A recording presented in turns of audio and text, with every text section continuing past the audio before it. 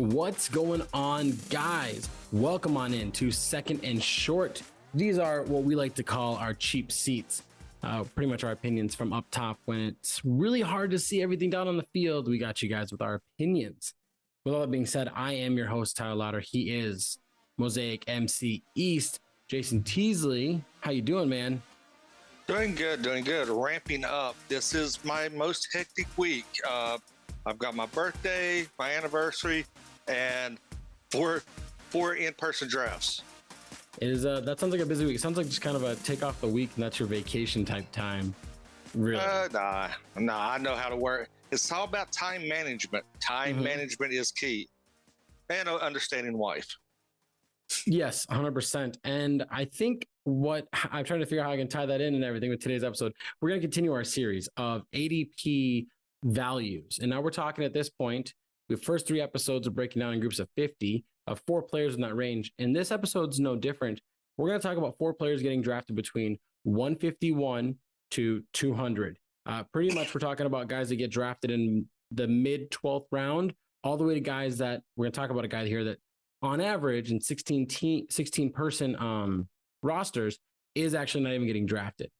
So all that being said, let's kind of just go ahead and dip on in and let's see how you guys can manage your time at the end of the draft here. There we go. See, I kind of brought it around. I see how the connectivity. Yeah, right. Okay. So our first guy that we're going to talk about wide receiver Rhonda Moore.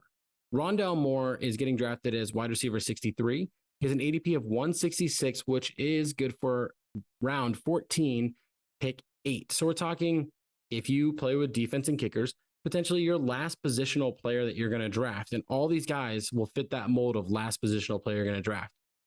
Let's talk about why Rhonda Moore is a value to start off. For me, DeAndre Hopkins is gone for 6 weeks. So value. Zach Ertz is up in age. They bring in McBride. So maybe McBride starts getting more snaps, which means McBride's not going to be the trusted option that Ertz is for Murray. On top of that, we don't know Marquis Brown. Maybe Marquis Brown gets dealt with some type of punishment. We don't know what's going to happen with him. But he's really going to stretch the field. And I think Rhonda Moore could be this guy that had an early breakout age, at Purdue, where he was electric as a freshman, could come on in and have some solid weeks before Hopkins jumps back in. Yeah, and he works a lot of those short intermediate routes that are going to benefit because you're going to have Hollywood stretching the field.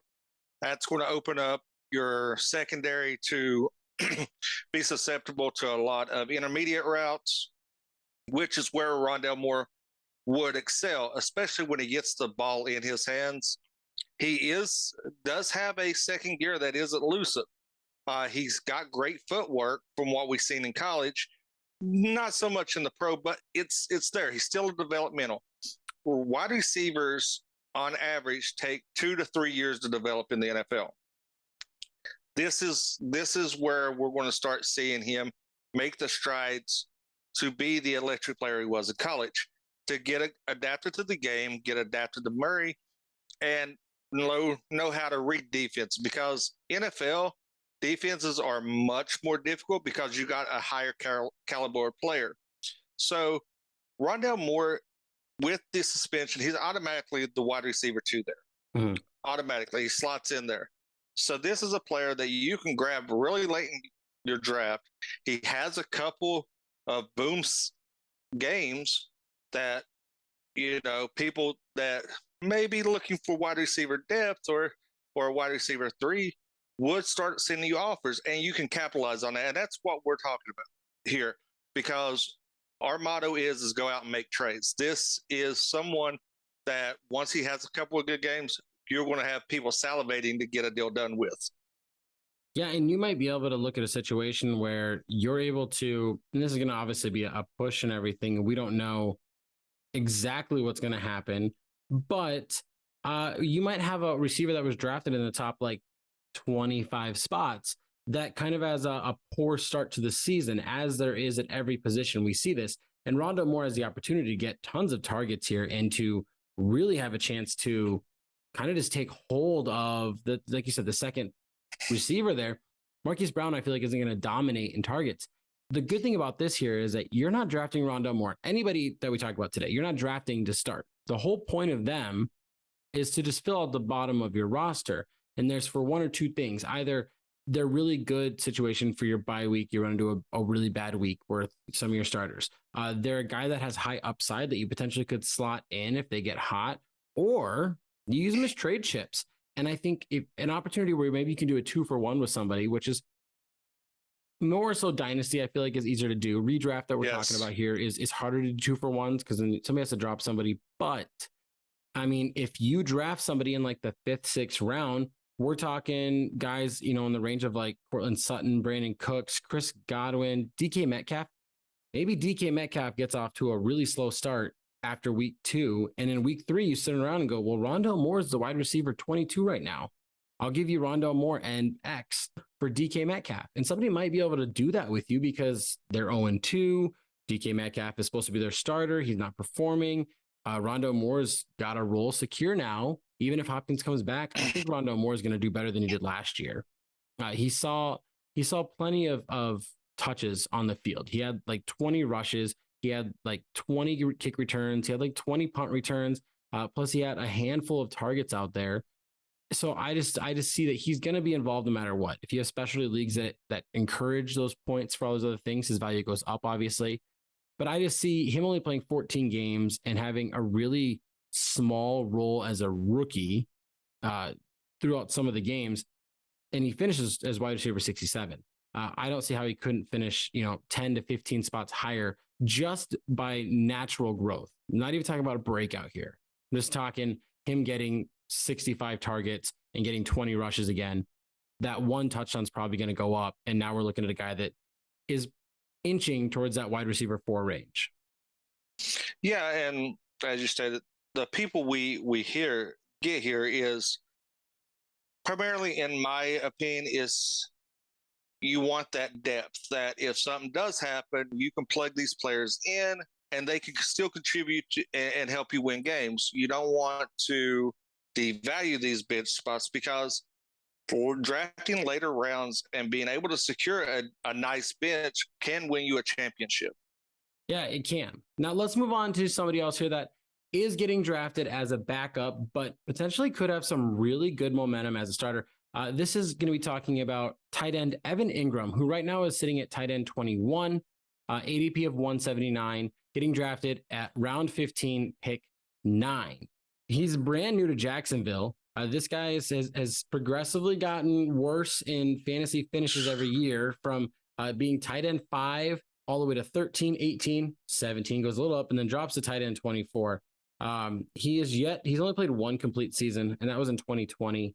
But I mean, him having a top 5 finish kind of stood around on him hitting 115 targets. After that, his targets dipped under 70 for 2 years in a row. So we're looking at Jacksonville, a team that I think is going to throw the ball a lot. I think they're going to be losing in a lot of games. I think Jacksonville is personally, this is sidebar and everything, a real sleeper to be that 7th seed in the playoffs, just because I believe in Trevor Lawrence so much. And I believe that if everything else gets better around there, but let's go ahead and just jump on in. Why do you think Evan Ingram is a great value in the 15th round at tight end 21?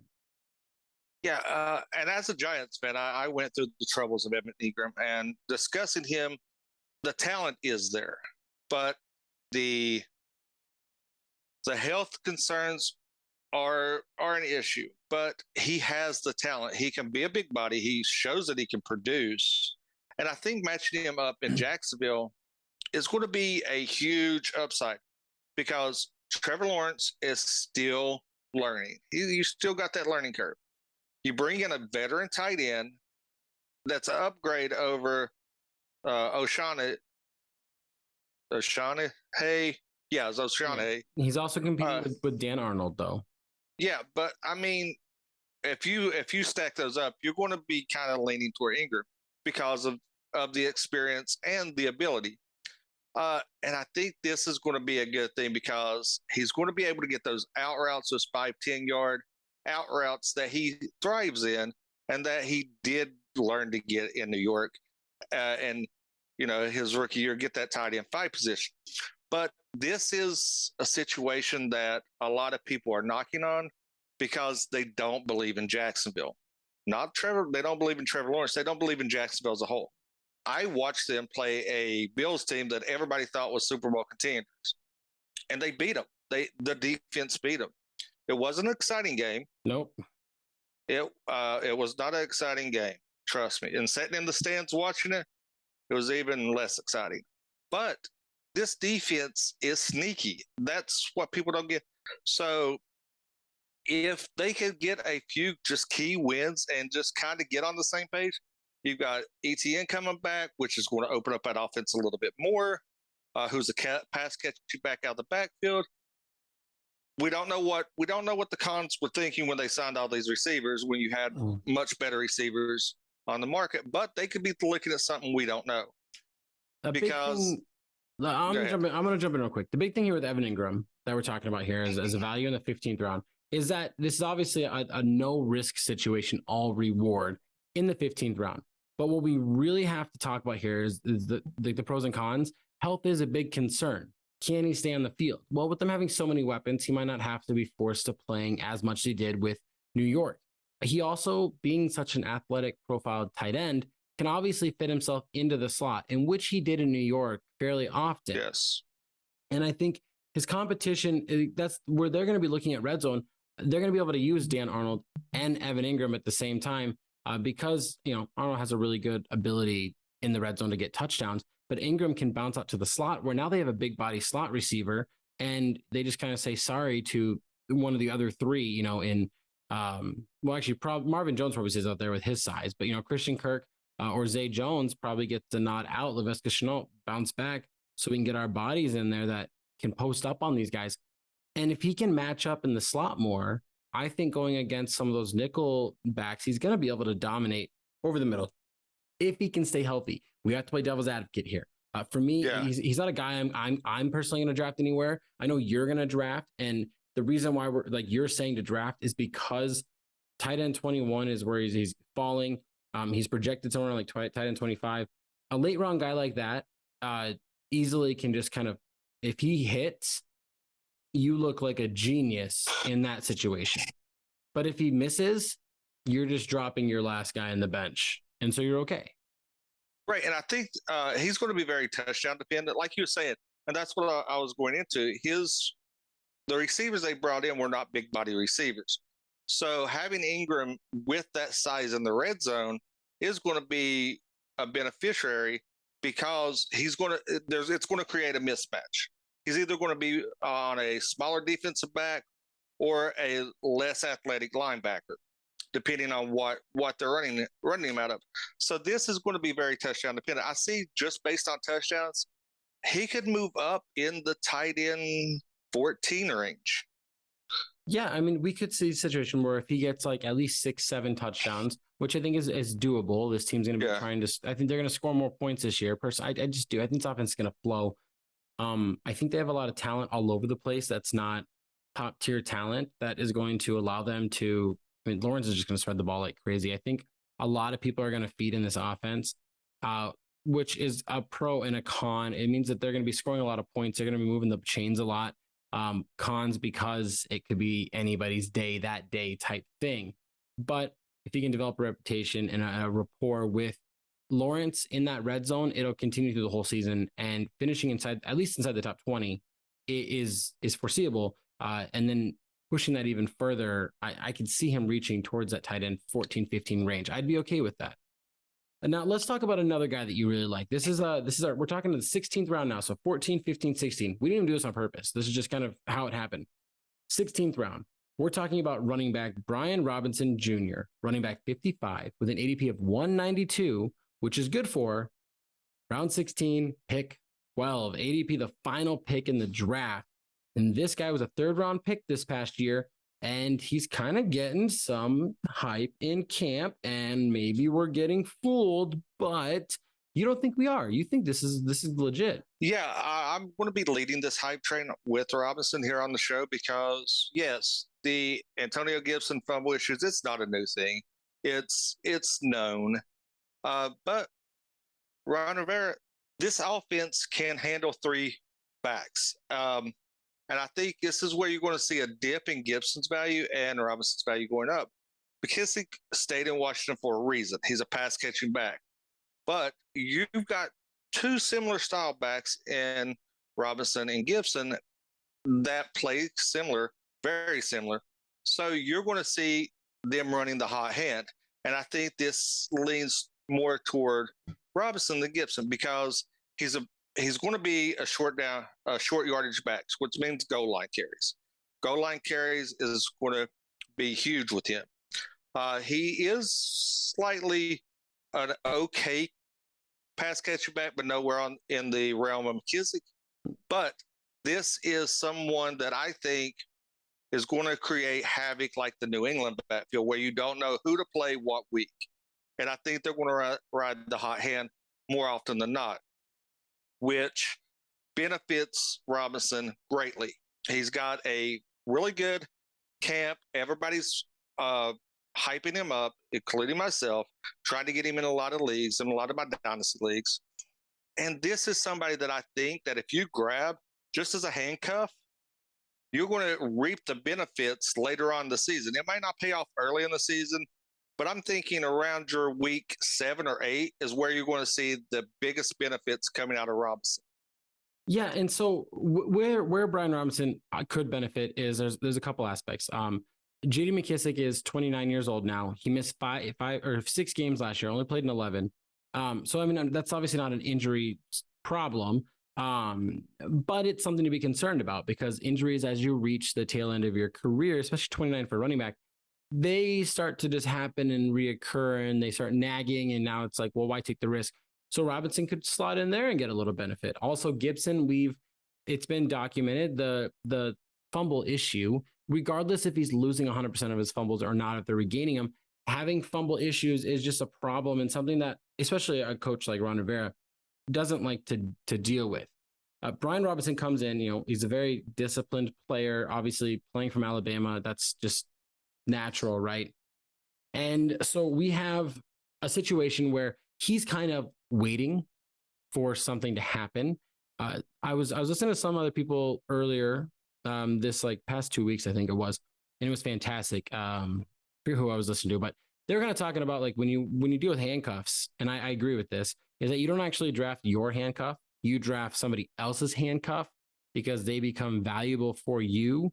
Like if you draft a handcuff, like if you draft Gibson and then Robinson, and Gibson goes down, you don't actually gain anything. It's just a neutral move. But if somebody drafts Gibson in the 6th, 7th round and he gets benched or pulled, Robinson now goes to a starting running back position. Gibson's had 2 top 15 finishes in his career. He's played fantastic outside of those fumbles. I think Gibson's still going to be fine this year. I think Robinson's going to sneak in and get some goal line work. And I think Rivera's really going to start tailoring this a little bit more. I think Robinson actually can be a decent pass catcher. We just run into situations where there's well, they don't catch passes. Yeah, but I mean, Alabama doesn't really, their running backs just, they can catch the ball, but they just don't because they always have these first round talent wide receivers and if they don't, they have 2nd and 3rd round guys all over the place. So it's why toss it to this guy when these guys, they're all such great route runners because they come here to Alabama and that's what we breed is good route runners that can spread the field and they get lots of yards after the catch. And our running backs just come in and just destroy everybody with how quick they are. So Robinson's a guy that I think if you didn't draft Gibson earlier, take a flyer on him in the last round of the draft. You have nothing to lose. His stock can only go up. And if you're in a keeper draft and you can get a guy that maybe will be their starting running back in 2023 in the 16th round, it's a really good keeper pick. If he was the definite starter next year, you got me sold at running back 55. Yeah, and another thing, pointed out about the Alabama thing is their offensive line is massive. They open up holes for these backs to go through, so they don't need to be pass catching backs because they're going to ground and pound you. Walk down a sidewalk, pretty much. Right, and I think that's something that I think Rivera's trying to do in Washington. He's trying to beef up that offensive line to open up holes for these type of running backs. And Robinson they call him I read an article, they call him the perfect storm because he is so patient when he's running and a student of the game that when he does get the opportunity, he's taking the most of it. Now let's talk about a guy that is just he's just a guy, right? He just kind of benefits when other players just don't step up and everything. We're going to go undrafted here. We're going ADP 199 running back, Darrell Williams, who's getting drafted as running back 59. Like I said, undrafted. This is after your 16 picks. If you go longer than this, then he's all right. He's sitting in the 17th round. Let's talk about why I think he's a value. First of all, he was running back 18 in PPR formats last year. In overall scoring, yes, I know some people, we talked about this like a couple weeks ago, they like to go by, points per game, which is great if the guy plays, every game, that's fantastic. But I mean, guys that are playing every game, it matters. Now, why did he finish as running back 18? Well, first of all, Clyde Edwards-Helaire kind of had a dip. He was hurt, couldn't stay in the field. Kansas City was feeding the ball like crazy, and they have a fantastic offense. He caught 47 passes last year off of 57 targets, and that's a really relevant number right now before we move forward. He had 1,000 total yards and 8 total touchdowns. Now, why is 47 of 57 really relevant, Jason? Do you know why I'm bringing it up? No, educate me. Because Chase Edmonds last year for Arizona had 43 receptions on 53 targets. Pretty much, I mean, we're looking at 4 targets and receptions difference. So we're saying there's a real great chance he can legitimately just replicate that, and he's going to finish, even if his yards fall down and his touchdowns fall down, he's probably going to finish as running back 30. Getting him at an undrafted, he's your waiver wire. He's the first guy you pick up after you're like, I don't want a kicker on my team. Drop him. Let me pick up him until I need a kicker. The fact that you can get a guy right there that has RB3, RB2 potential because of his pass catching prowess, I believe, if I'm correct, there was only I think he was 3rd or 4th in running back receptions last year as the number 2 in Kansas City. That's insane. So being the number 2 in Arizona doesn't bother me. I don't care about Benjamin. James Conner, I like the guy a lot. Great story, but he's eventually got to come down, right? He can't always do this. Gerald Williams has a great chance this year to just win some leagues. And I legitimately can be a flex option once people actually draft him. Yeah, and this goes back to what we kicked off the show with. Hopkins is out 6 weeks. Yep. There's targets going to be available. Mm-hmm. This is his bread and butter. This is his wheelhouse. So he's going to average maybe 1 or 2 more targets in those 6 games. He's got a great pass catch rate that he can convert on. So this is going to bump him up even more. So yeah, getting him off the waiver wire is a huge bonus. Yeah, and he could be a guy that maybe somebody else does take him late in the draft because you believe you're going to pick him up right after the draft. And you could use a trade chip to give your number 3 running back and your number 3 receiver for somebody else's number 2 or number 1 receiver and their number 6 running back and Darrell Williams, because you don't really need him. He was just the last pick in the draft. Here's Robert Woods and Miles Sanders. You give me Michael Pittman and Darrell Williams. You get the overall, your 2 players are better overall than mine, right? Because they got drafted here. I'm not saying that trade would work. It probably wouldn't. It's just the names I pulled out of my hat. But Darrell Williams, I mean, realistically, let's just repeat these numbers. And I think he's going to finish as a top 36 running back this year, which is 23 spots better than his ADP drafting. And we got to end right there because we're running out of time. We're getting kicked out of the studio. We're not in the studio, but we're getting kicked off our Zoom studio. So let's zoom this up.